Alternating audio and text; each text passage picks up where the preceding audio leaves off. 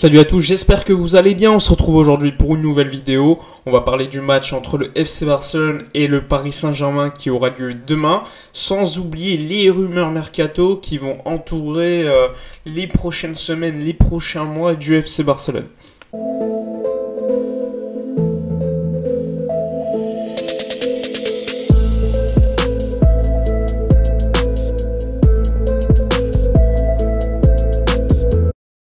Bon les gars, avant de parler de la vidéo, j'organise un concours. Je vous fais plaisir, on gagne un maillot, c'est gratuit. Vous avez simplement qu'à participer dans l'espace commentaire, à écrire « Je participe » et dans ce cas-là, votre participation sera prise en compte. Évidemment, pour participer, il faut mettre un commentaire, mais pas que. Il faut vous abonner à la chaîne, c'est très important.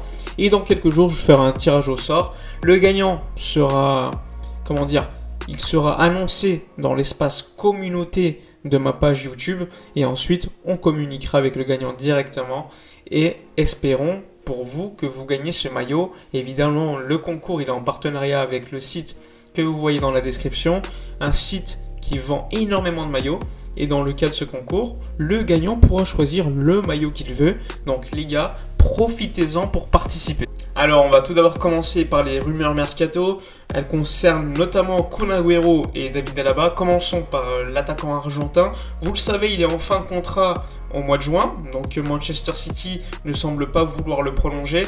Il y a eu des contacts entre l'agent de Kun Agüero ainsi que la direction Laporta, même avant les élections.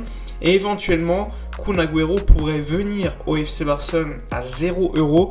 Le seul quand même paiement que pourrait faire le Barça, ce serait une petite prime à la signature, sachant que Kun Agüero accepterait quand même que son salaire soit quand même largement abaissé par rapport à ce qu'il gagnait à Manchester City, sachant qu'il a quand même un gros salaire à City. Là, il serait quand même plutôt favorable à baisser son salaire et venir jouer au Camp Nou à 0 €. Pour moi, c'est quand même un bon choix, sachant qu'on a quand même des joueurs très moyens au poste de numéro 9. On a Braithwaite, que certes, il peut faire énormément de choses en sortie de banc, mais c'est pas non plus un top attaquant, alors que Kun Agüero, lui, on peut le dire, c'est un top 9. Après, comme je vous l'ai dit, le FC Barcelone est dans une situation économique compliquée. On ne peut pas recruter Erling Haaland cet été à mon avis. Donc l'éventualité de pouvoir prendre Agüero à 0 €, pour moi c'est une solution de court terme qui pourrait être avantageuse. Donc pourquoi pas en profiter. En plus, si ça te permet de garder Lionel Messi, c'est un excellent choix. Concernant David Alaba, le joueur autrichien qui a également son contrat qui se termine avec le Bayern lors du 30 juin, on sait qu'il était proche du Real Madrid, mais également du Barça et la direction Laporta. Il y a eu un pacte verbal déjà entre Pini Zahavi, Fali Ramadani et Laporta la semaine dernière. Donc les agents ont été en Espagne la semaine dernière pour rencontrer Laporta. Ils ont été également à Madrid pour éventuellement parler avec Florentino Pérez. Mais le problème ici, c'est le salaire. On sait que Alaba, il veut quand même un gros salaire. Et la seule possibilité pour l'instant, ce serait qu'il accepte un salaire un peu plus bas que ce qu'il demande. Sachant que là, ils font jouer quand même les enchères avec tous les autres clubs européens. Mais la priorité du joueur, c'est clairement l'Espagne. Il veut aller au Real ou au FC Barcelone. Et s'il y a moyen de le prendre et qu'il accepte de prendre un salaire quand même plutôt acceptable, moi, je le prends directement. C'est un joueur fiable, polyvalent, à 0 €. Pour moi, ça serait un choix idoine pour le FC Barcelone.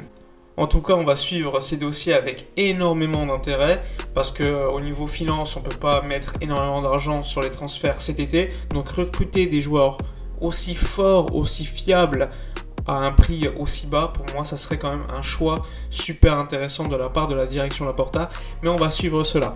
Concernant le match contre le Paris Saint-Germain, alors vous le savez, on a perdu 4-1 au Camp Nou lors du match aller. Pour se qualifier, il faudrait au moins en mettre 4 au parc, ça va être très compliqué. Qu'on prenne un but, à la rigueur, c'est pas trop grave, parce que ça ferait éventuellement égalité si on marque 4 buts. Donc le plus intéressant, le plus important, ça va être de marquer 4 buts, donc de jouer super offensif. Évidemment, ne pas prendre de but, mais si on en prend un, c'est pas non plus terminé. Il faudra être super offensif, jouer sur les faiblesses du Paris Saint-Germain qui sont, selon moi, sur les côtés. Si on leur met la pression, si on met un but assez rapidement, un deuxième but avant la mi-temps, je pense que là, dans les têtes, ça pourrait travailler et ça serait possible. Sachant qu'on a appris ce matin que Neymar sera absent, qu'il est forfait pour ce match. il y a quand même des possibilités. Après, il faut pas se leurrer, ça va être très très compliqué. Le Barça a pris 4-1, il n'y a aucune certitude qu'on va gagner au Parc des Princes. Moi, ce que je demande à l'équipe, c'est de jouer avec dignité, d'essayer de gagner, d'être compétitive. Si on perd, c'est pas grave, mais j'ai pas envie de subir une humiliation. Je veux qu'on joue avec dignité, qu'on montre que le FC Barcelone c'est une grande équipe. Et comme on dit, une grande équipe, normalement, elle ne meurt jamais. Donc moi, ce que j'attends du FC Barcelone en priorité, c'est de faire un grand match, d'essayer de gagner, de ne pas déjouer comme on l'a fait lors du match aller. Parce que lors du match aller, pour moi, on n'a pas vu le Barça qu'on a vu depuis le mois de janvier. Je veux un Barça similaire qui ne renie pas ses idées. Et je veux qu'on tente tout, même si c'est pas grave. Si on prend un but, c'est pas grave. On essaye de revenir sur la confrontation, même si c'est compliqué. Tout est possible dans le football, même si ça va être très très compliqué. Moi, ce que je veux, c'est des joueurs avec une dignité. Il y aura quand même des absences côté Barça. Gérard Piqué, Sergi Roberto, Felipe Coutinho. Normalement, il y a encore un doute concernant Ronald Araujo au moment où je vous fais la vidéo. Il y avait un doute hier, il avait fait l'entraînement individuellement. On attendait qu'il s'entraîne ce matin avec le groupe ou de manière individuelle pour décider s'il serait de la convocation. Il va être quand même très important de savoir s'il va jouer en 3-5-2 ou plutôt 4-4-3. À mon avis, 4-3-3 pardon, à mon avis, Ronald Koeman, il a tenté lors du dernier match les deux dispositifs parce qu'il n'était pas sûr qu'Araujo soit disponible pour le match contre le Paris Saint-Germain. Et dans le cas où il n'était pas disponible, il voulait quand même repasser à une défense classique à 4. Mais s'il est disponible, là, clairement, on va jouer en 3-5-2 avec probablement un Antoine Griezmann sacrifié. Alors, le 11 que je mettrai en place pour ce match, si c'est un 3-5-2 avec Araujo, je mettrai Araujo derrière, accompagné de l'anglais, ainsi que, sans surprise, Mingueza. Sur les côtés, Serginho Dest, Jordi Alba. Au milieu de terrain, Riqui Puig, Busquets, Frenkie de Jong. Devant, Lionel Messi, Dembélé. Donc du classique, pas de surprise. Après, tout dépend de Ronald Araujo, comme je vous l'ai dit. S'il est absent, on repassera une défense à 4. Et dans ce cas-là, moi je pense que ce sera Mingueza avec Clément Lenglet. Sur le côté, Alba, Dest à droite. Le milieu de terrain classique. Et devant, Griezmann, Dembélé, Messi. Moi, personnellement, de ce que j'ai vu ces dernières semaines, ce qui me permet le plus protecteur pour la défense, c'est quand même le 3-5-2. Après, on peut se poser des questions, parce que là, il faudra marquer énormément de buts, il faudra être très offensif. On l'a vu contre le FC Séville, lors de la première mi-temps, où on a fait la remontada, on a gagné 3-0. On a vu un Barça super offensif. Malheureusement, on n'a pas créé non plus énormément d'occasions. On était en 3-5-2, c'était super intéressant. On a vu du contre-pressing très efficace, notamment de la part de Mingueza.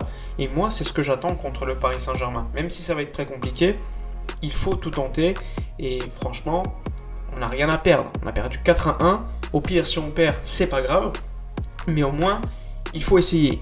Il faut essayer de ne pas se ridiculiser. Parce que franchement, ces dernières années, ça fait quand même pas mal de fois qu'on se fait ridiculiser en Champions. Donc pourquoi pas. Ça sera le premier match avec Laporta comme président. Il va faire le voyage avec l'équipe. Même si officiellement il n'est pas encore président, il faudra attendre l'acte d'investiture normalement dans quelques jours. Il va parler au vestiaire, il a déjà parlé au vestiaire, il les a motivés en disant que tout était possible, qu'il fallait tout donner, qu'il fallait jouer avec cœur et dignité. Et ça, c'est le discours qu'on attend d'un président, surtout après une grosse défaite lors du match aller. Enfin bref, espérons un bon résultat de la part du FC Barcelone demain contre le Paris Saint-Germain. Espérons une remontada, même si ça va être très très compliqué. Moi, ce que je veux, comme je vous l'ai dit, c'est une équipe qui joue avec dignité et qui rende fiers ses supporters. Parce que franchement, depuis une semaine, il faut le dire, il n'y a que des bonnes nouvelles. Donc pourquoi pas une continuité encore une fois. Et en plus, c'est le premier match de Laporta. J'espère une victoire pour lui, une victoire pour les supporters parce que franchement, on le mérite. N'oubliez pas dans les commentaires de donner votre 11 pour ce match, plutôt 3-5-2 ou 4-3-3. N'oubliez pas de liker, commenter, partager. Moi, je vous dis à la prochaine et d'ici là, comme d'habitude, portez-vous bien.